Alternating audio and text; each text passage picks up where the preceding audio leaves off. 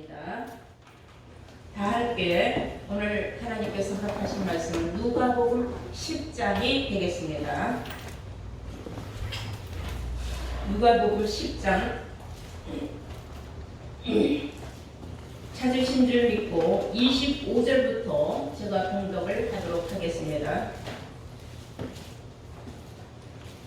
어떤 율법사가 일어나 예수를 시험하여 가로되 선생님,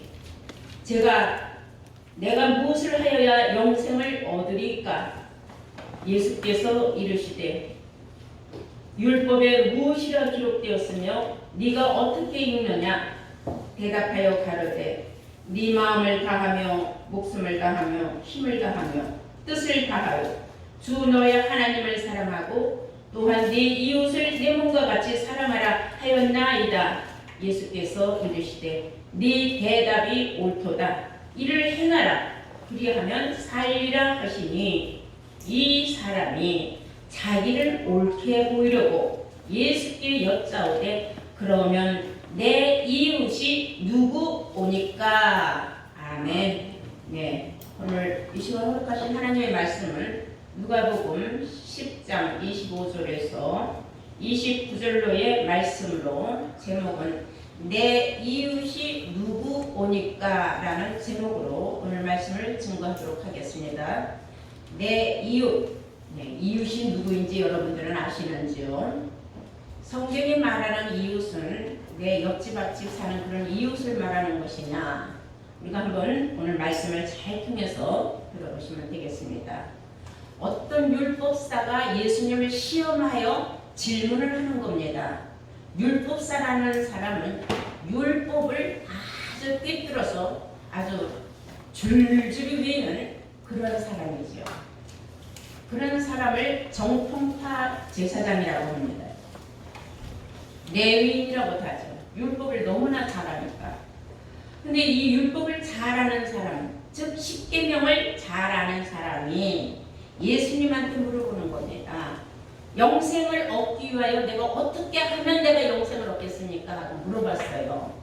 중요한 것은 영생을 얻을 수 있는, 말하자면 길을 예수님한테 물어본 겁니다. 근데 그 물어보는 심보가 조금 이쁘지가 않아요. 예수를 시험했다고 했어요. 차라리 겸손하게 잘 몰라서 물어봤더니 얼마나 좋겠습니까? 그러니까 예수님은 거기에 대하여 네가 알고 싶어 하는 그 문제에 대한 해답을 오히려 예수님이 대질문합니다. 너 율법 잘 알지 않냐? 그리고 율법에 뭐라고 기록되어 있느냐? 하니까 이 사람이 자기를 옳게 보이려고 줄줄이 읊어대는 겁니다. 네, 성경에 이렇게 말하지 않았습니까? 하고 말을 하는데 27절에 대답하여 가로되 네 마음을 다하여 목숨을 다하여 힘을 다하여 뜻을 다하여 주 너의 하나님을 사랑하고 또한 네 이웃을 네 몸과 같이 사랑하라 하였나이다. 아주 신바람 나게 자신만만하게 대답을 했어요. 그러니까 예수님이 거기까지도 예수님은 다 알고 있었죠. 뭐라고 말씀하십니까? 28절에 예수께서 이르시되 네 대답이 옳다. 너 잘 알고 있구나. 너 말하는 거 틀림없다. 그러면 행하는 게 중요하다. 이를 행하라. 그리하면 살리라. 여기서 살리라는 거 영생을 의미하는, 네가 먹고자 하는 영생을 너 얻을 것이다. 근데 여기서 아이러니한 일이 탁 생겼어요. 순간에 율법사가 무슨 생각이 들어가는 것이냐. 갑자기 이웃에 대해서 걸린 거예요. 자기가 말은 해놓고 내 이웃이 누구일까? 누구를 말하나? 그래서 다시 물어보는 거예요. 예수님한테. 뭐라고 말하느냐면은 29절에 이 사람이 자기를 옳게 보이려고 예수께 여짜오되 그러면 내 이웃이 누구 오니까? 이게 오늘 본문의 제목이지요. 내 이웃이 누구 오니까? 여러분들은 여러분들이 이웃을 아십니까? 자, 여기에 대해서 예수님은 야, 너 앞집에 사는 누가 네 이웃이야? 뒷집에 사는 누가 이웃이야? 네 옆집에 사는 누가 네 이웃이야? 이런 말을 하는 게 아니에요. 오묘한 말씀을 하셔요. 이 율법사가 질문하고자 하는 그 생각과는 완전히 다른, 완전히 영적인 답변을 하시는 겁니다.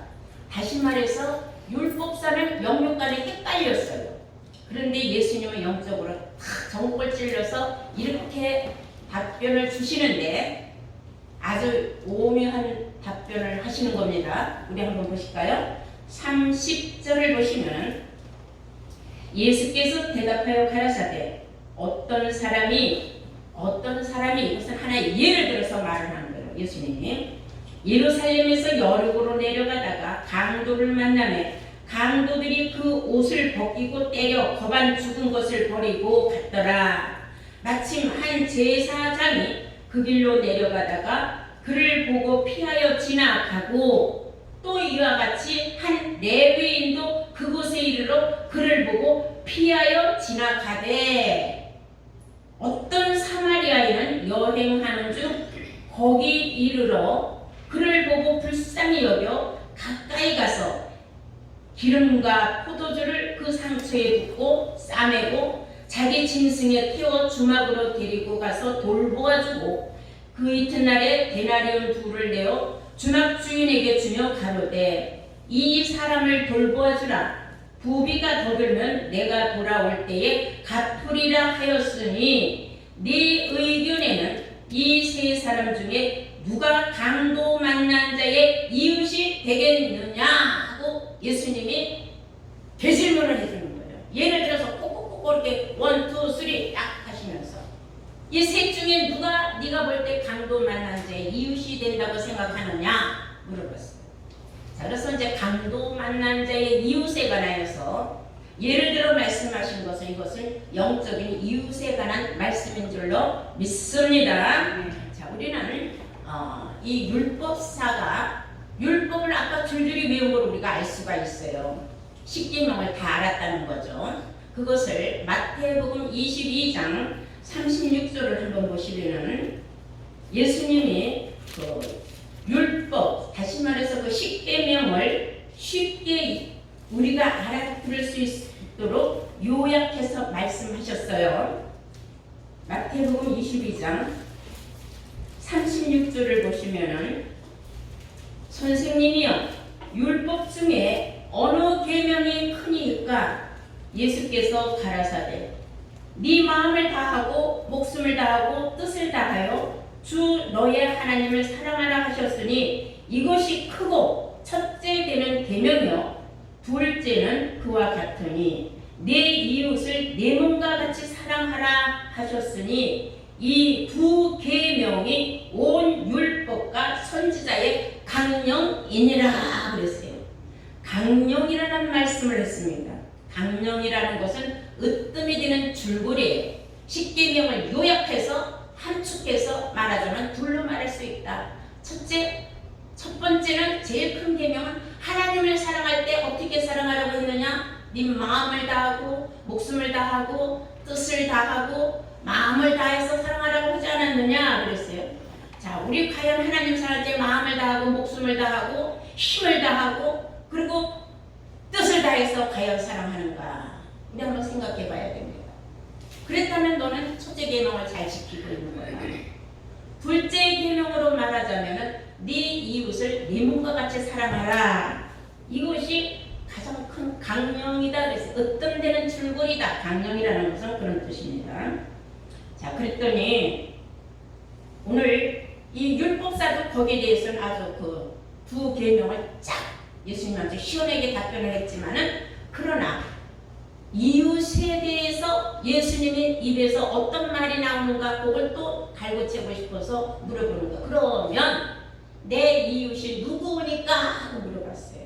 그랬더니 예수님께서 자, 내가 예를 들어서 하나 말해주마. 여리고에서 예루살렘으로 가던 어떤 사람이 강도를 만나서 두드려 맞고 뺏기고 헐벗겨서 거반 다 죽게 됐다. 그 거반 죽게 된 그 사람을 마침 제사장이 지나가다가 보더니 이구 하고 피하여 도망가. 두 번째 레위인도 가다가 이구 하고 피하여 도망을 갔다.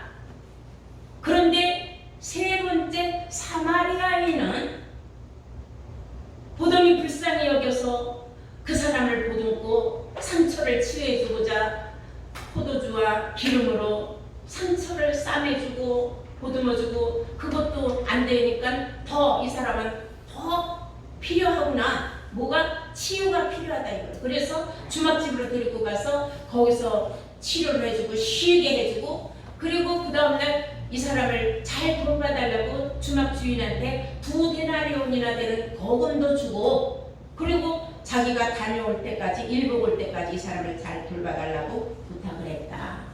그럼 너가 생각했지? 이 셋 중에 누가 네가 볼 때는 강도 만난 자의 이웃이 되겠느냐 물어봤어요. 자, 우리는 여기서 왜 제사장과 레위인은 그를 두고 도망을 갔듯이 피해 도망갔을까? 그걸 한번 알아보겠어요. 호세아서 6장 9절을 다 함께 보시도록 하겠습니다. 호세아서 6장 9절을 보시겠어요. 성경은 구약에 있습니다. 호세아서 6장 9절 말씀을 보시겠습니다. 강도 때가 그랬어요. 강도 때가 사람을 기다림 같이 제사장의 무리가 세겜길에서 살인을 하니 저희가 사악을 행하였느니라 그랬어요. 사사로운 악을 행했다 이거. 사악을 행했다.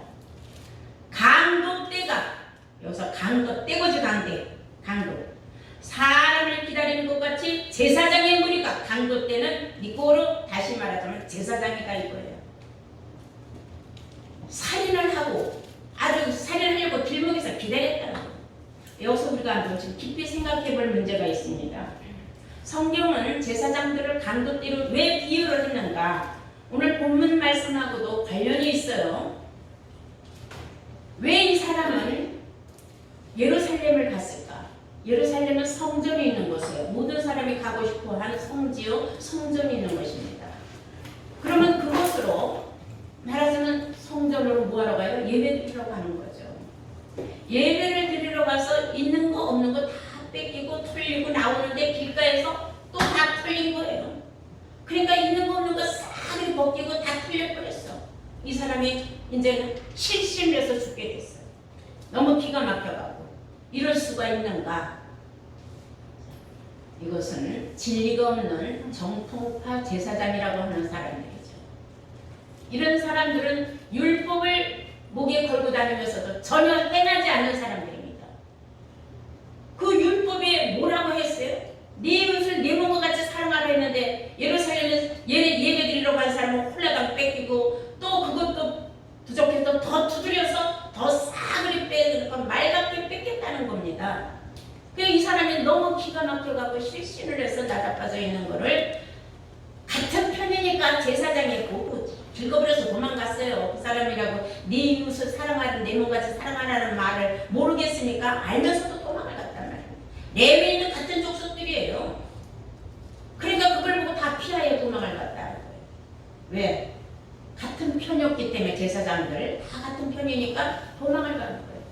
그런데 마침 거기에 사마리아인이 지나다가, 그래서 여기서 말하는 사마리아인은 유대인하고는 앙숙입니다. 유대인들은 사마리아인을 취급을 안 했어요. 상관을 안 했어요. 아예 말도 섞질 않았어요. 그렇게 관계가 나쁜 그런 관계였어요. 이제 여러분 알다시피 요한복음 4장에 보면 예수님께서 갈릴리로 가시는 도중에 사마리아를 지나게 됐어요. 근데 사마리아에 수가성이라는 성을 지나가다가 야곱의 우물가에서 내가 목이 마르니 물 한 모금 먹고 가야 되겠다 하는 생각이 들어서 물을 마시려고 하는데 그 우물에 물을 뜨려면 누구가 있어야 되겠죠. 두레박이 있든지 바가지가 있든지 뭐가 있어야 되는데, 그래서 이제 누가 지나가나 하고 기다리는데 마침 그 동네에 사는 사마리아 여인이 물을 빌려왔어요. 그러니까 예수님께서 나한테 물 한 모금만 주면 고맙겠다 말씀하셨어요. 그때 그 여자가 예수님을 딱 예수가 선지자라는 걸 알아본 것도 아니고 하나님의 아들이라는 걸 알아본 거 아니에요? 뭘 알아봤느냐? 유대인이라는 걸 알아봤어요. 그리고 이 여자가 하는 말이, 당신은 유대인 아니요, 유대인은 우리 사마리아라고는 상종을 안 하는데 왜 나한테 물을 달라고 합니까? 하고서 이 여자가 반박하는 말씀이 요한복음 4장 7절에서 9절까지 말씀이 나옵니다. 그 정도로 사마리아인하고 유대인하고 완전히 관계가 안 좋아요. 그런데 오늘 말씀을 보니까 이 예루살렘에 갔다 온 이 사람은 유대인이다 이거예요. 근데 이 사람을 제사장도 레위인도 다 저희 성도를 다 내팽개치고 몰라라고 지나가는데 왜? 다 같은 강도떼들이니까 같이 뜯어먹고 다 뜯어먹은 동족들이니까. 그런데 아무 상관도 없고 상종도 안 하고 무시하던 그 사마리아인이 지나가다가 이 고발 죽게 된 강도 만난 자를 데려다가 그 사람을 치료를 해주는 거예요. 어떻게 치료를 하는 거예요? 자기가 가지고 있던 포도주와 기름을 부어줬다는 겁니다. 자, 여기서 우리가 현실적으로 생각을 해요. 이게 육신적으로 지나가다가 어떤 사람이 강도 만나서 의덕 터져갖고 깨지고 피가 나고 한다면 거기다가 포도주 갖다 붓고 기름 갖다 부으면 그 사람 상처가 납니까? 아니죠. 소독을 해야 되죠. 빨간 약도 발라야 되고 연고도 발라야 되고 터진 데 있으면 꿰매야 되겠죠. 근데 왜 성경은 예수님은 포도주와 기름으로 그 사람을 치유했다고 했느냐? 이걸 우리가 알아야 돼요. 이것은 영적으로 상처를 많이 받은 사람이기 때문이라는 사실을 알아야 될 줄로 믿습니다. 그래서 우리는 먼저 사마리아인이 사용했던 그 유대인이 볼 적은 이방인이라고 했던 그 사마리아인은 포도주와 기름을 가지고 있었다는 사실을 알아야 돼요. 포도주는 뭐며 기름은 뭔가? 우리 한번 성경을 한번 보시겠어요? 이사야서 25장 6절을 보시도록 하겠습니다. 이사야서 25장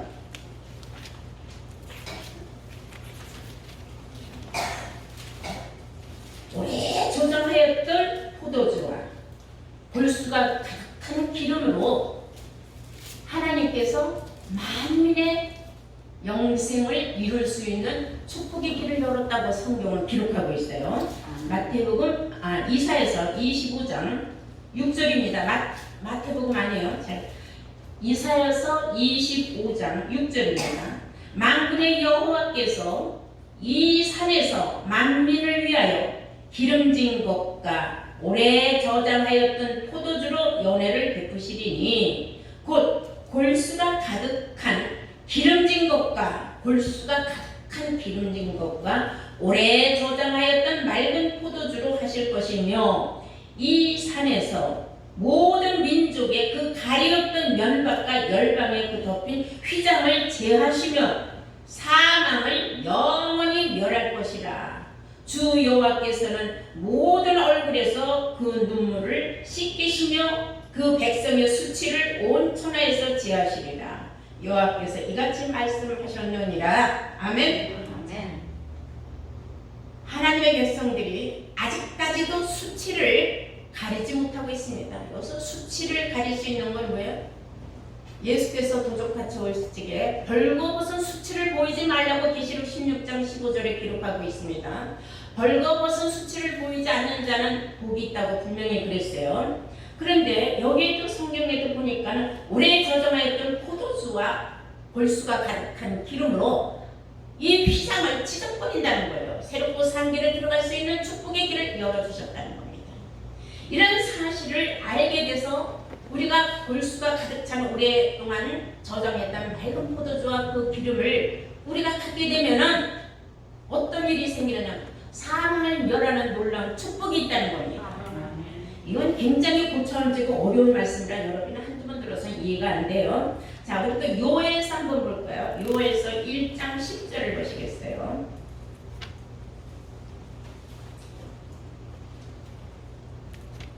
요엘서 1장 10절 말씀을 보시겠습니다. 밭이 황무하고 토지가 처량하니 곡식이 지나여 새 포도주가 말랐고 기름이 다하였도다. 새 포도주 말랐고 기름도 다 끝났다. 여기서 포도주와 기름은 다 말씀을 상징하고 있는 거예요. 포도주는 말씀을 상징하고 있습니다. 기름은 성령을 상징하고 있어요. 다 말씀이에요. 이해가 되시니까? 그런데 이런 때가 온다는 거예요. 새 포도주도 이제 없어져요. 기름도 이제 말라 비틀어질 때가 온다는 걸 알아야 돼요. 여러분들 마태복음 25장의 10처녀의 비유 중에서 기름을 찾으러 기름을 얻으러 돌아다니는 미련한 처녀들이 있지 않았습니까? 왜? 기름이 없으면 천국에 들어갈 수가 없어요. 기름을 사러 다니는 동안에 천국 문은 닫혔다고 했습니다. 기름이 뭐겠습니까? 기름이 바로 성령은 진리요 진리는 말씀인 줄로 믿습니다. 왜 이런 일이 생기느냐?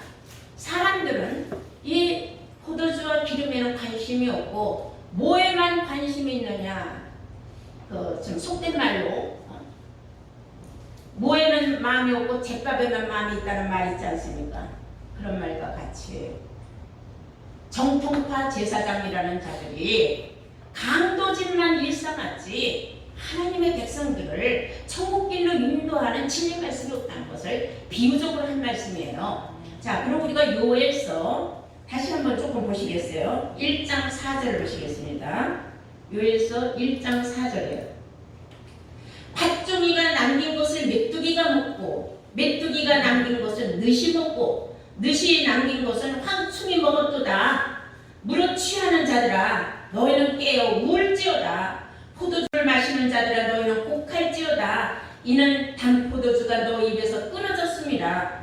한 이족이 내 땅에 올라왔음이로다. 그들은 강하고 무수하며 그 이는 사자의 이 같고 그 어금니는 암사자의 어금니 같도다. 그들이 내 포도나무를 멸하며 내 무화과나무도 붉은 말같이 벗겨서 버리니 그 모든 가지가 하얗게 되었도다. 참 어려운 말씀이지만 아주 쉽게 비유적인 말씀이기 때문에 알 수가 있어요. 와서 뜯어먹고 저놈이 와서 뜯어먹고 또 저놈이 와서 뜯어먹고 이게 지금 다 비유적으로 사람을 비유한 거예요. 어떤 사람을 비유했겠습니까? 제사장도 종류가 많습니다. 레위인도 여러 종류가 있습니다. 다 같은 종류들이에요. 율법을 목에다 걸고 다니면서도 행함이 없고 오히려 이웃을 해치는 자들 아니겠습니까? 뜯어먹고 이놈이 와서 뜯어먹고 남은 것도 저놈이 와서 뜯어먹고 그렇다는 뜻입니다. 이해가 되십니까? 네, 굉장히 어려운 말씀이지만 여러분들이 듣는 귀가 하나님의 신의 역사로 깨달을 줄 믿습니다. 아멘. 네, 우리 한번 시편 147절 볼까요? 147편 시편